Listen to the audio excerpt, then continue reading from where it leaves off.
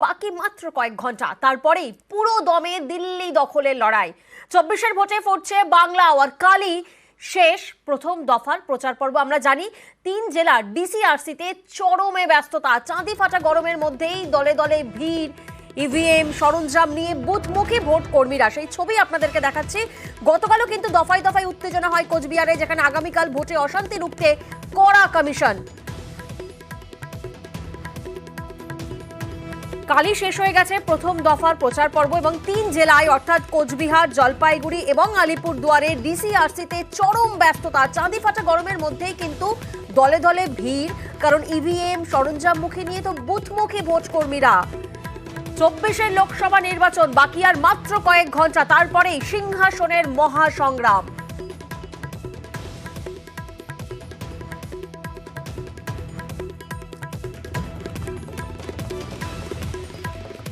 রাত পোহালেই যে 3 জেলায় নির্বাচন অর্থাৎ জলপাইগুড়ি, আলিপুরদুয়ার এবং কোচবিহার, এই 3 জেলা থেকে আমাদের 3 প্রতিনিধি এই মুহূর্তে আমাদের সঙ্গে রয়েছেন। শান্তনু আমাদের সঙ্গে রয়েছেন, শুভঙ্কর রয়েছেন এবং রকি এই মুহূর্তে আমাদের সঙ্গে রয়েছেন।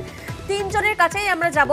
রাজকুমার আমাদের সঙ্গে রয়েছে, তবে প্রথমেই আমরা চলে যাব জলপাইগুড়িতে শান্তনুর কাছে। শান্তনু, জলপাইগুড়িতে তোমার কাছে আসবো, তবে তার আগে একবার আমরা এক নজরে দেখে নেব যে বিধানসভা ভোটে কি ছিল সমীকরণ। সকাল থেকেই তো আমরা দেখছি যে ভোটমুখী ভোট কর্মীরা ইভিএম সরঞ্জাম নিয়ে বুথমুখী হয়ে পড়েছেন, এবং একদিকে যেমন চাঁদি ফাটা গরম, তার মধ্যেই কি ছবি ধরা পড়ছে জলপাইগুড়িতে। শান্তনু, তোমার থেকে একবার জানতে চাইবো। দেখো, সকাল 8টা থেকে কিন্তু আমরা লক্ষ্য করছি ডিসিআরসি সেন্টার, যেটা উত্তরবঙ্গ বিশ্ববিদ্যালয়ের 2য় ক্যাম্পাসে তৈরি করা হয়েছে, সেখানে কিন্তু যারা ভোট কর্মী রয়েছেন, যারা বিভিন্ন বুথের দায়িত্ব রয়েছেন, তারা কিন্তু সকাল থেকে আসা শুরু করেছেন এই জলপাইগুড়ি ডিসিআরসি সেন্টারে। এবং তাদেরকে সাহায্য করার জন্য প্রশাসনের কর্মী, বিশেষ করে নির্বাচন দপ্তরের কর্মীরাও রয়েছে। তারা বিভিন্ন ইভিএম পরীক্ষা নিরীক্ষা চলছে এবং তাদের যা জিনিস এবং ভোটের সামগ্রী রয়েছে সেগুলো তারা বুঝে নেওয়ার পর্ব যেটা রয়েছে সেটা শুরু হয়ে গেছে। আমরা যেটা জানতে পারছি যে 10টার মধ্যেই ভোট কর্মীরা তাদের নির্দিষ্ট ভোট কেন্দ্রের উদ্দেশ্যে রওনা হয়ে যাবেন।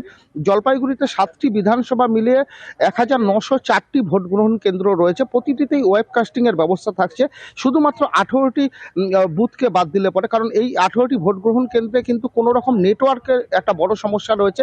সেখানে মোবাইল নেটওয়ার্ক থেকে শুরু করে কোনো রকম নেটওয়ার্ক কাজ করে না বলে এখানে ক্যামেরা কাস্টিং এর ব্যবস্থা থাকছে, পাশাপাশি মাইক্রো অবজারভার থাকছে। এবং সেই সঙ্গে এই যে এলাকাগুলো রয়েছে, যে 18টি এলাকা, সেটা জঙ্গল সংলগ্ন এলাকা হওয়ার কারণে সেখানে বনকর্মীরা মোতায়েন থাকবে। আমরা যেটা জানতে পারছি, সকাল থেকে বনকর্মীরা কিন্তু প্রতিটা জঙ্গল সংলগ্ন স্পর্শকাতর এলাকায় পৌঁছে গিয়েছেন, তারা নজরদারি চালাচ্ছেন।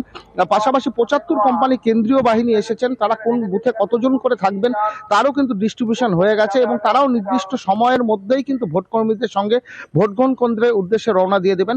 আমরা যেটা দেখছি, আমি এই মুহূর্তে উত্তরবঙ্গ বিশ্ববিদ্যালয়ের 2য় ক্যাম্পাসে রয়েছি। এখানে যারা ভোট কর্মী রয়েছেন, যারা ভোট কেন্দ্রের উদ্দেশ্যে রওনা দিবেন, তারা কিন্তু এসে পৌঁছেছেন। বেশিরভাগ সংখ্যায় তারা এসে পৌঁছেছেন। তারা তাদের নির্দিষ্ট বিধানসভা ক্ষেত্রে যে ভোট কেন্দ্রগুলো পড়েছে সেগুলো বুঝে নেওয়ার কাজ করছেন। কাগজে কলমের কাজের পাশাপাশি যে সকল সামগ্রী তারা পাচ্ছেন ভোট গ্রহণের ক্ষেত্রে নিয়ে যাবেন, সেগুলো কি অবস্থায় রয়েছে তা বুঝে নেওয়ার কাজও চলছে। আমরা যেটা বুঝতে পারছি বা জানতে পারছি, সেটা হচ্ছে সকাল 10টা থেকে ভোট কর্মীদের প্রথম একটি দল কিন্তু বেরিয়ে পড়বেন। প্রশ্ন সামনে উঠে আসছে, কারণ আমরা জানি যে জলপাইগুড়িতে তো ভোটে ইস্যু হাতি, মানে জঙ্গল লাগোয়া এলাকায় সারা বছরই একটা হাতির আতঙ্ক দেখা যায়। সেক্ষেত্রে যারা ভোট দিতে যাবেন তাদের জন্য কোনো বাড়তি সতর্কতা বা কোনো বাড়তি ব্যবস্থা বন দফতরের তরফ থেকেও কি কোনো ব্যবস্থা নেওয়া হচ্ছে? দেখো, গত পরশুদিন বন দপ্তর এবং নির্বাচন দপ্তর যৌথভাবে বৈঠক করে এবং জঙ্গল সংলগ্ন প্রতিটি বুথ, যেগুলো সেন্সিটিভ বুথ বলা হচ্ছে, যেগুলোতে হাতি বা বন্যপ্রাণীর উপদ্রব রয়েছে, তার একটা তালিকা তৈরি হয়েছে। জলপাইগুড়ি বন বিভাগ এবং গরুমারা বন্যপ্রাণী বিভাগের অন্তর্গত 60টি এমন একটি বুথকে স্পর্শকাতর, অর্থাৎ বন বিভাগও একে স্পর্শকাতর চিহ্নিত করে। তার জন্য গতকাল থেকেই কিন্তু পর্যবেক্ষণ, অর্থাৎ বন্যপ্রাণীরা কি অবস্থায় রয়েছেন, তাদের গতিবিধি কি অবস্থায় রয়েছে, তার উপর পর্যবেক্ষণ করা শুরু হয়েছে। এবং আজকে সকাল থেকেই কিন্তু বনকর্মীরা যে সকল বুথগুলো এই 60টি বুথের মধ্যে পড়ছে তার চারপাশে নজরদারি চালাবেন, এবং ভোটকর্মীরা যখন সেখানে যেয়ে পৌঁছবেন তাদের সাথে তারা মোবাইলে যোগাযোগ রাখবেন, এবং নির্দিষ্ট একটি জায়গা থেকে ভোটকর্মীদেরকে এবং নিরাপত্তা কর্মীদেরকে তারা নির্দিষ্ট গন্তব্য, অর্থাৎ সেই ভোট গ্রহণ কেন্দ্র পর্যন্ত নিয়ে যাবেন, পৌঁছে দিবেন, এবং সারা রাতভর এবং আগামীকাল ভোট গ্রহণ পর্ব শেষ না হওয়া পর্যন্ত তারা নজরদারির দায়িত্বে থাকবে। বেশ।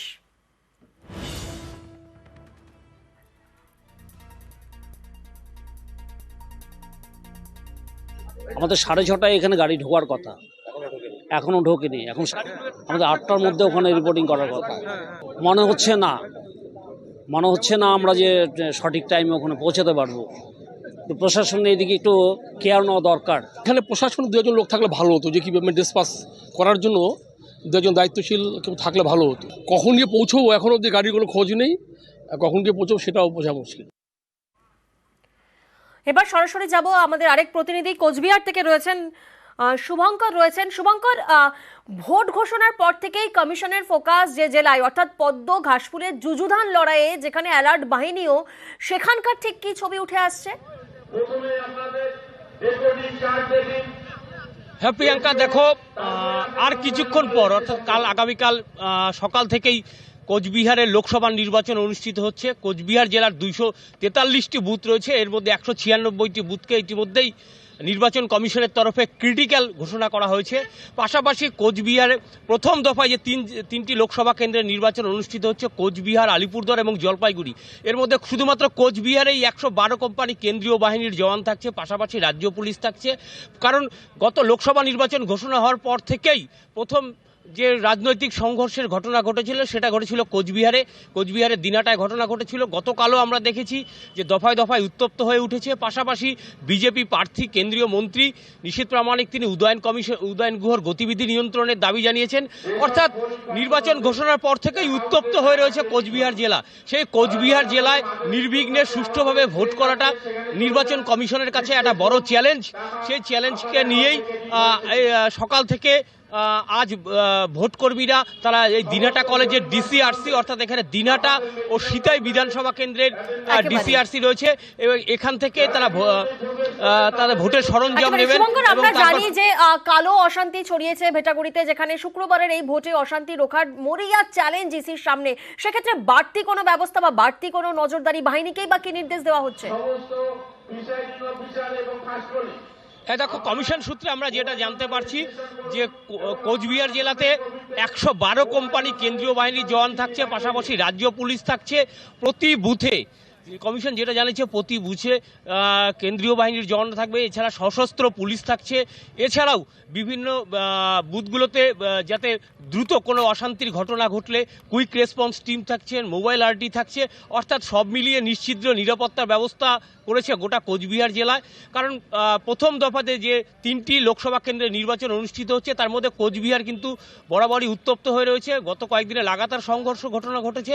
ফলে কোচবিহারে যাতে শুক্রবার অর্থাৎ আগামীকাল যে লোকসভা নির্বাচনের দিন তা যাতে দ্রুত এবং সুষ্ঠুভাবে সম্পন্ন করা যায়, ভালোভাবে সম্পন্ন করা যায়, সেদিকে কিন্তু কড়া ব্যবস্থা নিচ্ছে কমিশন। প্রিয়াঙ্কা, এবার চলে যাব সরাসরি আলিপুরদুয়ারে। সেখানে আমাদের আরেক প্রতিনিধি শান্তনু রাজকুমার আমাদের সঙ্গে রয়েছেন। রাজকুমার, আলিপুরদুয়ার থেকে ঠিক কি ছবি উঠে আসছে? কারণ আমরা দেখলাম যে কোচবিহার, জলপাইগুড়িতে সেখানে রীতিমতো ডিসিআরসির পথে ভোট কর্মীরা ইভিএম এবং সরঞ্জাম নিয়ে তারা রীতিমতো চরম ব্যস্ততা সেখানে ধরা পড়ছে।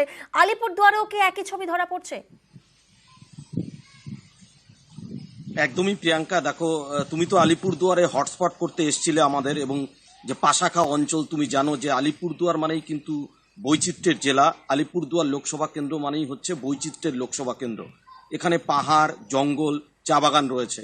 ফলে সমুদ্রপৃষ্ঠ থেকে 2800 ফুট উচ্চতায় বক্সা পাহাড়ে যেমন বুথ হচ্ছে, তেমনি তুমি যেখানে এসেছিলে সেই ভুটান সীমান্তের পাশাখাতেও কিন্তু বুথ হচ্ছে চা বাগানেও।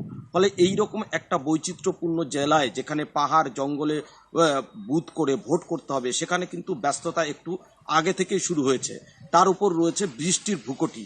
ফলে সকাল থেকেই কিন্তু এখানকার যে আলিপুরদুয়ার যে বিশ্ববিদ্যালয়, সেই বিশ্ববিদ্যালয়ে ডিসিআরসি হয়েছে, অর্থাৎ যেখান থেকে ইভিএম এবং অন্যান্য সরঞ্জাম নিয়ে ভোটকর্মীরা কিন্তু রওনা দিচ্ছেন। যেহেতু বক্সা পাহাড়ে যেতে হবে, ভুটান সীমান্তে যেতে হবে, জঙ্গল এলাকায় যেতে হবে, সেই জন্য ভোটকর্মীদের ব্যস্ততা একটু আগে থেকেই শুরু হয়েছে। তারা ইতিমধ্যেই কিন্তু সমস্ত কিছু ভোটের সামগ্রী নিয়ে কিন্তু তারা রওনা দিতে শুরু করেছেন। প্রশাসনিক ব্যস্ততাও তুঙ্গে এবং কেন্দ্রীয় বাহিনীও রয়েছে। প্রশাসনিক ব্যস্ততা তুঙ্গে যেমনটা তুমি বললে, এবং ওয়েদার ফোরকাস্টের তো অ্যালার্টও রয়েছে যে ভোটের দিনই বজ্র বিদ্যুৎ সহ একটা বৃষ্টিপাতের অ্যালার্ট রয়েছে। এবং দুর্গম পথ, যেমনটা আমরা জানি যে আলিপুরদুয়ারের বিভিন্ন কেন্দ্র রয়েছে যেটা একেবারে দুর্গম পথ। সেক্ষেত্রে আলিপুরদুয়ার বাসীদের মধ্যে কি মনে হচ্ছে, তারা কি একেবারে সকাল সকাল গিয়ে মানে ভোট দিয়ে দেবেন? একদমই দেখো, অন্যান্য লোকসভা কেন্দ্রের মতো কিন্তু অশান্তি কিন্তু আলিপুরদুয়ার লোকসভা কেন্দ্রে এখনো ধরা পড়েনি। ফলে কার্যত এখন পর্যন্ত উৎসবের মেজাজ রয়েছে, মানুষজন মুখে রয়েছে যে রাত পোহালেই যে নির্বাচন শুরু হবে সেই একেবারেই। নির্বাচনে তারা ভোট দেবেন বলেই মুখে রয়েছে। এবং যেটা তুমি বললে যে দুর্গম এলাকা বক্সা পাহাড়ে ভোটের সামগ্রী নিয়ে যাওয়ার জন্য কিন্তু আলাদাভাবে কুলি সেট করেছে, অর্থাৎ কুলি নিয়োগ করেছে বন দপ্তর। একেবারে বোঝাই সেই যাচ্ছে কুলিরা জেলায় জেলায় সকাল থেকেই ভোট কর্মীরা ডিসিআরসির পথে।